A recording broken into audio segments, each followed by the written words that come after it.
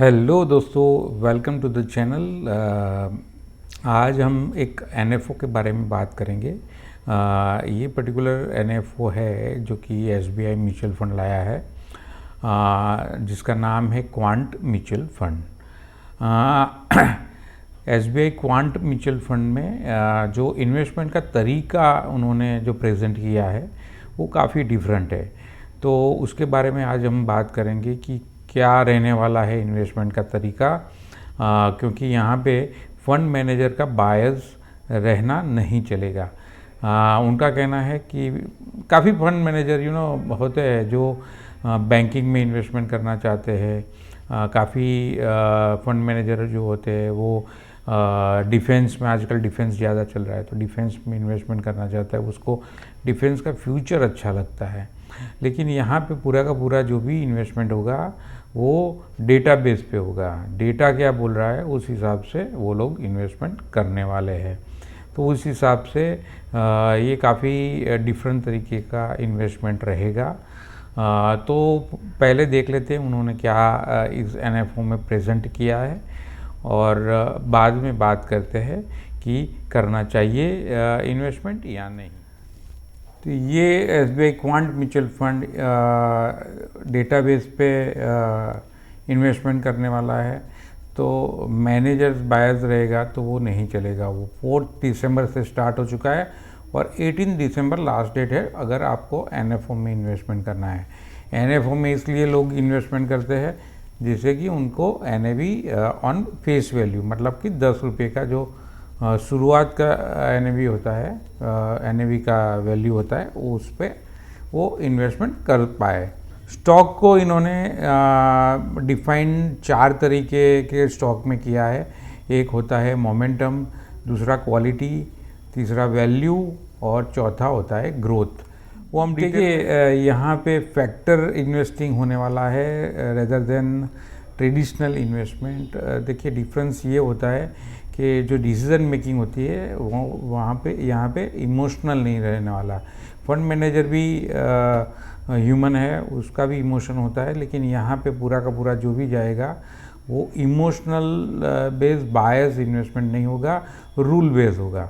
मतलब अलग अलग सेक्टर्स में इन्वेस्टमेंट होने वाला है। यहाँ पे कोई एक रीजन या कोई एक सेक्टर को इतना वेटेज नहीं दिया जाएगा, क्योंकि जिस तरह से डेटा जिस सेक्टर का अच्छा रहेगा, जिस सेक्टर का फ्यूचर दिखेगा, वहाँ पे इन्वेस्टमेंट होने वाला है। देखिए जिस तरह से पहले बताया उस हिसाब से पीरियोडिकली ये देखा जाएगा कि मोमेंटम स्टॉक चलने वाले हैं, ग्रोथ स्टॉक चलने वाले हैं, वैल्यू स्टॉक चलने वाले हैं। तो उस हिसाब से यहाँ पे डाइवर्सिफाइड किया जाएगा और पीरियोडिकली उसको रीबिल्ड किया जाएगा पोर्टफोलियो, ना कि फंड मैनेजर का व्यू होगा उस हिसाब से। तो डेटा यहाँ डेटा बहुत ही इम्पोर्टेंट काम करेगा। डेटा में फंडामेंटल डेटा भी आ जाएगा, टेक्निकल डेटा भी आ जाएगा। देखिए एसबीआई म्यूचुअल फंड ने पहले 10-15 साल का रिसर्च किया है ये पर्टिकुलर एनएफओ लाने से पहले। तो वो रिसर्च कहता है कि अलग अलग टाइम पे डिफरेंट सेक्टर या डिफरेंट स्टॉक चलते हैं। जो 4 टाइप के स्टॉक है, तो यहाँ पे देखिए उन्होंने मोमेंटम स्टॉक लिए हैं तो 2011 में चले थे, फिर 2012 में ग्रोथ स्टॉक चले थे, तो उस तरफ से क्वालिटी स्टॉक 2013 में चले थे, फिर 2014 में देखा जाए तो वैल्यू स्टॉक चले थे,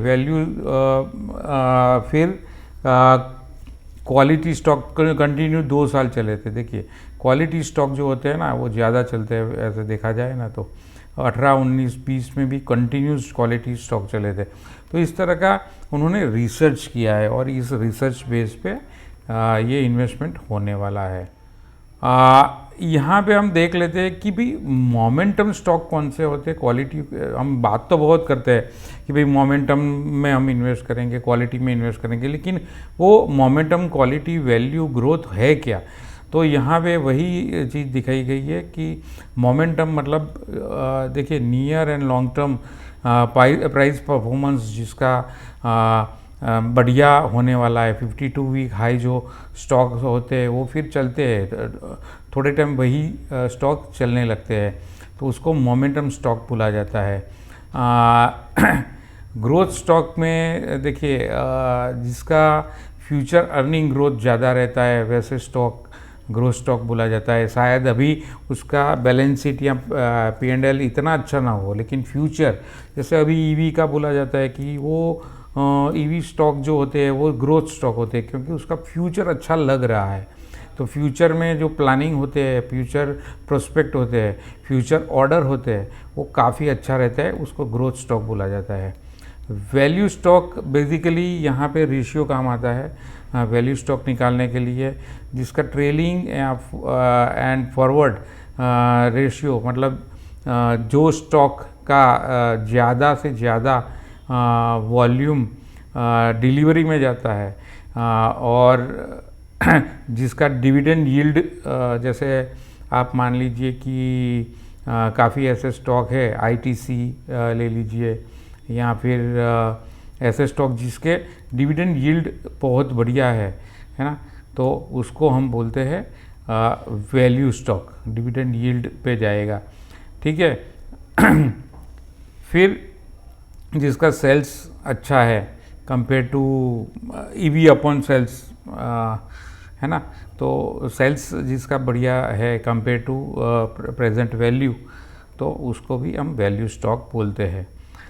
क्वालिटी स्टॉक में काफ़ी सारे आ जाते हैं। रिटर्न ऑन इक्विटी, मतलब जो इक्विटी का कैपिटल है उसके सामने कितना वो अर्निंग कर रहे हैं, है ना। लेवरेज, कंसिस्टेंस अर्निंग, अगर कोई कंपनी कंटिन्यूस परफॉर्म कर रही है तो वो भी यहाँ पे उसको क्वालिटी स्टॉक माना जाता है ना। तो उस हिसाब से ये जो 4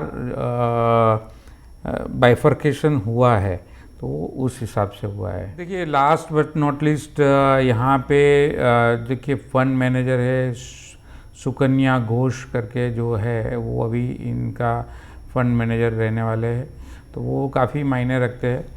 and join with mister Pradeep Keshavan, वो भी डेडिकेटेड इनके फंड मैनेजर रहेंगे, ठीक है। और इसका जो बेंचमार्क रहेगा वो BSE 200 रहेगा। तो अगले 3-4 महीने के बाद फिर से हम इसका वैल्यू निकालेंगे, उसके इसका परफॉर्मेंस के लिए एक वीडियो आएगा, तो आप देख सकते हैं। डायरेक्ट रेगुलर दोनों में ये फंड आने वाला है। यहाँ पे एक चीज़ बता दूँ कि जो इसका एक्सपेंस रेशियो रहने वाला है ना, वो मैंने एक जगह पे पढ़ा है। एक्सपेंस जो रेशियो रहने वाला है वो रहेगा 2.5। राइटिंग अच्छे नहीं है, 2.5 का रेशियो रहने वाला है। मैं कर्सर से लिख रहा हूँ इसलिए राइटिंग मेरे अच्छे नहीं आने वाले हैं। तो 2.5 एनुअली जो भी फंड रहेगा उसका 2.5% जितना कॉस्ट रेशियो रहने वाला है। तो आपको ये फंड कैसा लगा? जो भी रिस्क लेना चाहता है, हाई रिस्क हाई रिटर्न में मानता है, उसको ये फंड में इन्वेस्टमेंट ज़रूर करना चाहिए। आपका फोलियो का एक पार्ट ऐसा होना चाहिए जो रोबोटिक तरीके से इन्वेस्टमेंट किया जाए, और AI टूल का मेरे ख्याल से ये लोग यूज़ करेंगे, और उस हिसाब से यहाँ पे इन्वेस्टमेंट होना चाहिए। तो नई टेक्नोलॉजी के साथ यहाँ पे रिसर्च होगा, और नई टेक्नोलॉजी के हिसाब से यहाँ पे इन्वेस्टमेंट होना चाहिए। और अगर आपको इन्वेस्टमेंट करना है तो आप मेरा कांटेक्ट कर सकते हैं। तो मिलते हैं अगले वीडियो में, और आप भी कमेंट करके बता सकते हैं आपको ये वीडियो कैसा लगा, और ऐसे वीडियो आप देखना चाहोगे कि नहीं।